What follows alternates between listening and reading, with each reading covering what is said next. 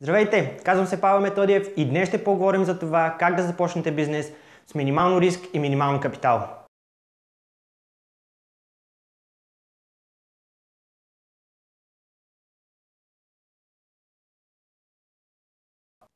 В този канал ще говорим за бизнес и по-скоро ще ви давам конкретни съвети за малкия и среден бизнес, който вие искате да развивате. Питате се какво общо има бизнесът с нас като народ и начинът ни на живот и защо той е толкова важен. Бизнесът се нарежда до едни от най-важните носещи колони за съвременното общество, а именно демокрацията, образованието, здравеопазването, културата и правосъдието. Малкият и среден бизнес създават работни места и доходи за по-голямата част от населението. Той осигурява възможност за хората с повече умения, предприемчивост и иновативност да създават нови продукти и услуги.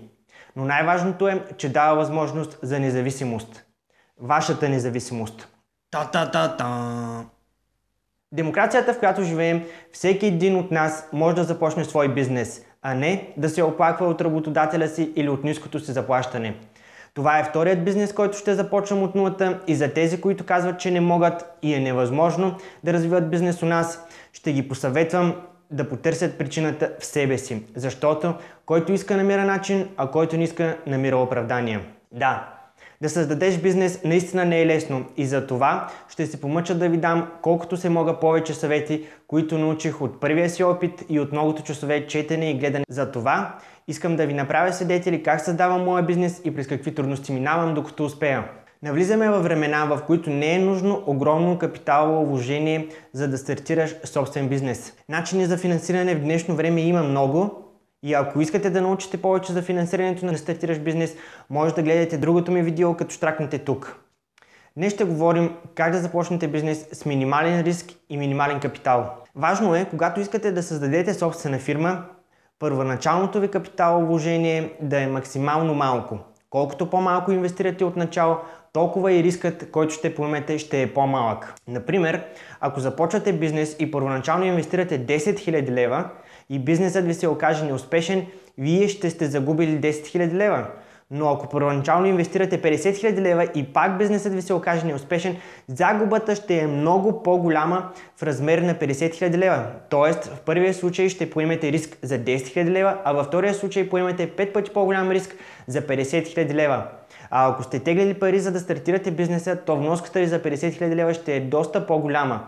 И дори да имате късмет бизнесът да ви се окаже успешен, то по-голямата вноска пак ще ви тежи и ще забавя развитието ви. Не съм черноглед, просто данните сочат, че 90% от стартиращия бизнес прекратява дейността си поради една или друга причина. Преди 10-та си годишнина. Затова, когато стартирате бизнес, е важно да знаете на какво хоро се хващате. Сигурно се чудите как да започнете бизнес с колкото се може по-малко пари. Както казах по-рано, не влизаме във времена, в които не е нужно огромно капиталово вложение, за да стартираш собствен бизнес.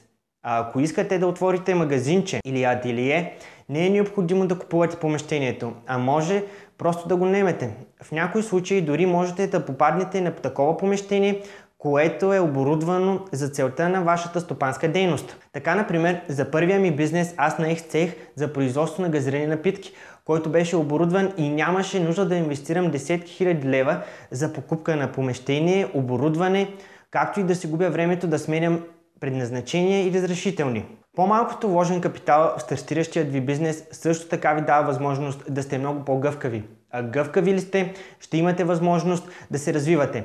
Например, ако купите помещение за магазин или фризьорски салон и в последствие разберете, че местоположението не е подходящо за дейността, която развивате, вие много по-трудно ще имате възможността да смените локацията си. Това е така, защото продаването на един имот в повечето случаи отнема много време, за разлика ако сте го наели.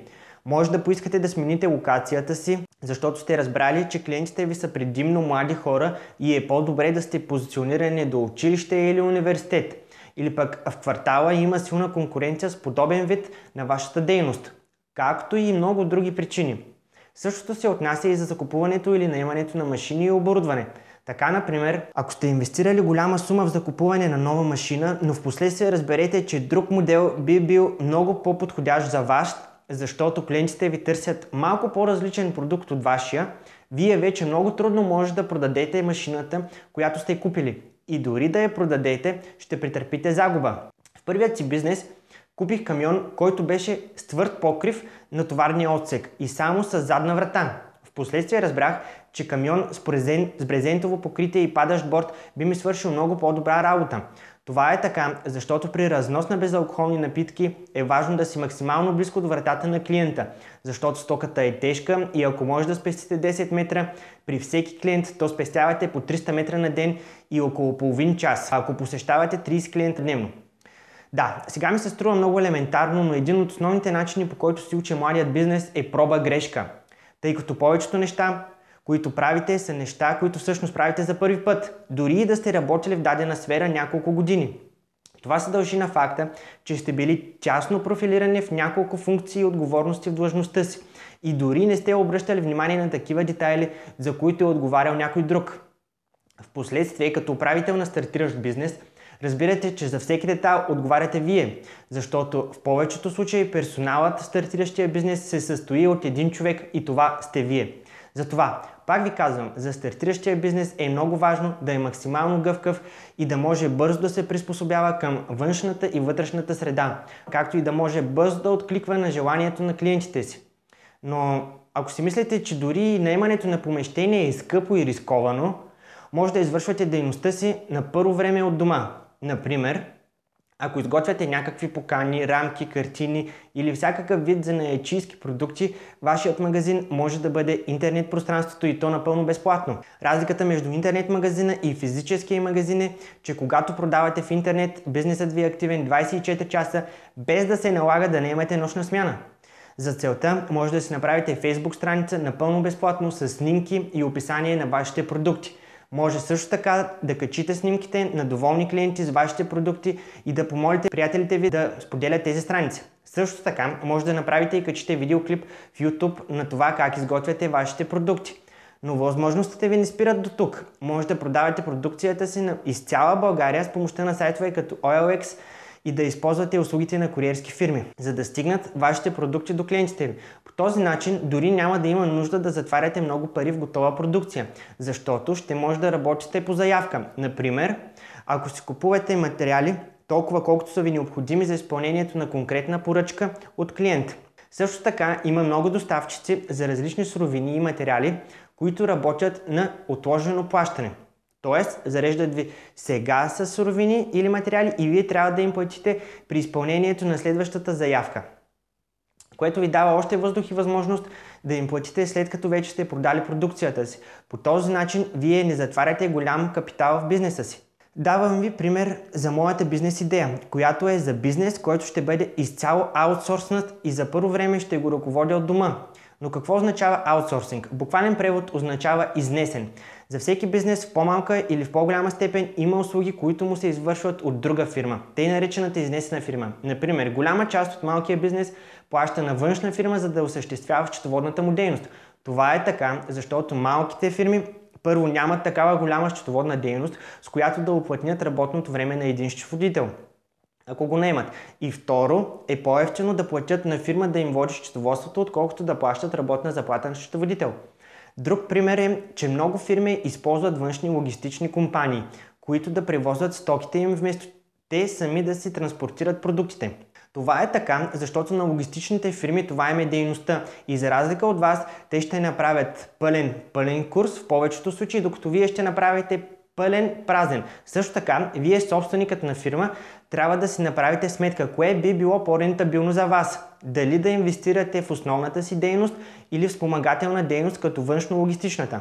Например, дали ще е по-добре да инвестирате 50 000 лева в закупуването на камион или инвестирате тези пари в закупуването на машина, която да ви увеличи производителния капацитет. Трябва много добре да си направите сметка в кой случай ще възвърнете по-бързо инвестицията си и в кой случай ще имате по-добро конкурентно предимство. Сега, да се върнем пак на моята бизнес идея.